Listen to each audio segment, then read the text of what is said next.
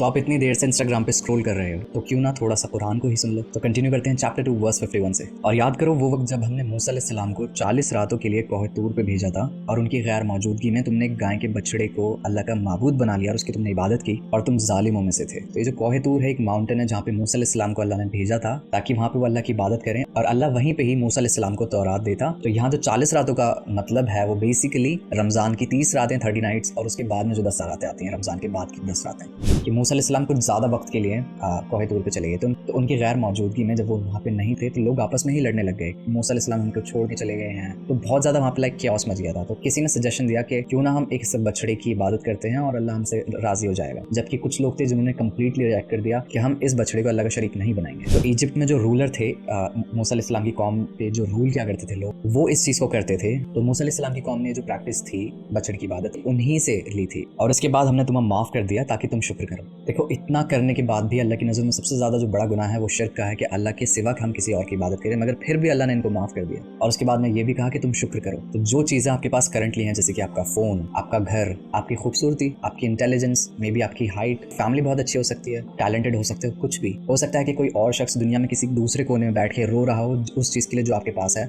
और उस चीज़ को आप इस तरह से देखते हो जैसे वो कुछ भी नहीं है। तो जो चीज़ आपके पास करंटली लाइफ में है आप उसके लिए शुक्र करें। बेशक अल्लाह शुक्र करने वालों को और ज़्यादा देता है।